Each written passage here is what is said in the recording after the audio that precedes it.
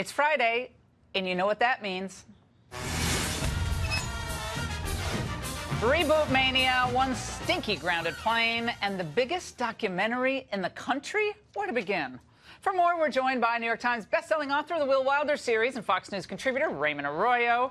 Okay, Raymond, there were more reboots announced this week. Yes. It's like, you know, the 90s have returned. What is the latest? The 90s are back with a vengeance. Frasier may be rebooted. Charmed, the show, remember the three witches? They're going to reboot that.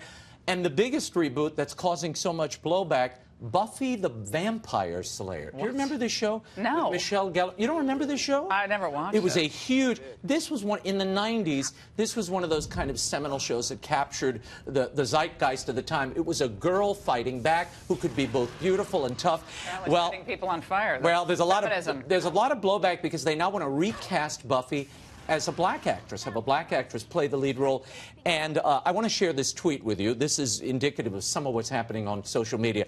This is a staff writer for Vulture, an Angelica Jade, and she writes, she's an African-American writer. She says, I'm not interested in seeing a black Slayer take on the role of Buffy or even seeing gender and race-bent reboots. It's boring and insulting. We deserve our own mythology. That is a great important, I think, take on all of this. Remember a few years ago in 2014, they tried to relaunch Murder, She Wrote, the old Angela Lansbury show, with Octavia Spencer. Oh, that went nowhere. Well, Angela Lansbury said, Cabot Cove is our little world. This character is so particular to that time and place. I can't see it.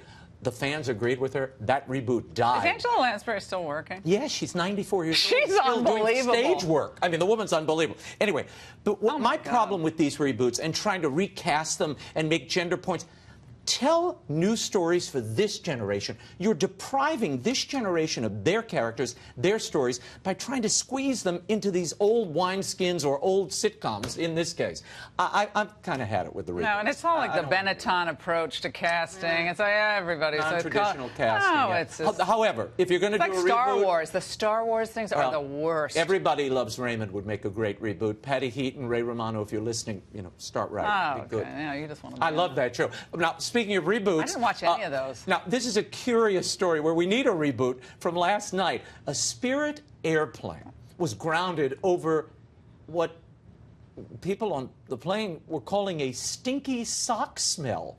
What? The plane going from New York to Fort Lauderdale was diverted to Myrtle Beach. This is not, I'm not making this up. Spirit is, God bless them, is the worst. Okay, don't defame It's the Spirit. Worst experience. I'm sorry. I've been on Spirit Airlines before. They charge you for air, for God's sake. You can't, if you go, don't breathe, because it's 25 bucks. I'm bringing the camera next time she tries to get on a Spirit flight. No, sorry. But here's what happened. Can do. The passengers started complaining because they were getting nauseous, they were getting headaches, and not just a few of them, so they grounded the plane in Myrtle Beach. But when people went aboard, they couldn't find the source of the smell. And I was thinking, why didn't you check the passengers? That's probably, you got a stinky sock smell. Have you traveled when these people take their shoes and then the socks? No, I took a photo of a flight from Chicago this past week. Not you. Well, I didn't, not the face, but just about a 20-something. Had bare feet and was putting her filthy bare foot with toe rings on the armrest. Next, I got like a dry heave when I saw this. This is why every time I fly... Filthy people. Well, here's a message. If you're traveling, it's not your bedroom. Otherwise, just show up in an adult diaper and call it a day. It's not your bathroom either. They're clipping the nails. That's the worst. Clipping the toenails, which I've seen. Changing babies on the pull-down tray tables. Have you seen that? You got to change them somewhere. Oh, no. This is why every time I travel, I break out those Lysol wipes. And I know you call me Felix Unger, but I scrub every surface. And now it's at the point when you travel with Raymond, now it's at the point where people ask Raymond. It is the odd couple. People not like throwing things all over the place. Raymond's like, don't move. And he's like wiping stuff down. Don't touch anything. You got to clean it before you put yourself there. All right. Before we go, there's a movie that's about to become the highest-grossing biographic documentary in history. It's got to be a Winston. No, we've already done Churchill, Reagan. Laura. What is it? Laura.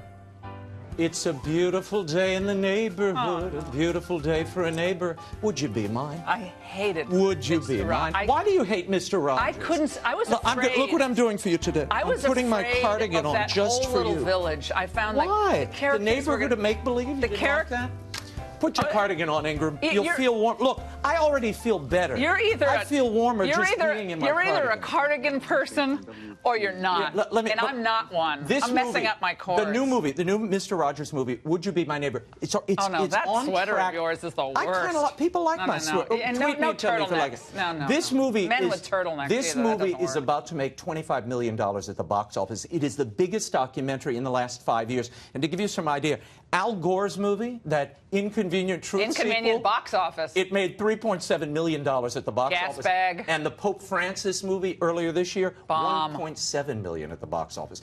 But now, why are people going to this Mr. Rogers movie? Innocence. Well, I think it's innocence, decency, wonderment, someone who is uplifting people and using the medium for just good. Just like us. That's what people want. We're just like you, Ingram. Well, just like you. None of the satire or cheap cynicism of our segments. This is a beautiful little town, and let me tell you about Mr. Rogers. He was a Presbyterian minister who used the medium for good. He thought he could uplift children, help them through difficulties. He was also, I discovered watching the movie, a lifelong Republican. You'll be happy to know. I got a sense of that. Did he have slip-on shoes or are they tie shoes? I can't remember. I think he did have slip-ons. He would take them off and put the tie sneakers on. He would put the sneakers on. But it was a very warm...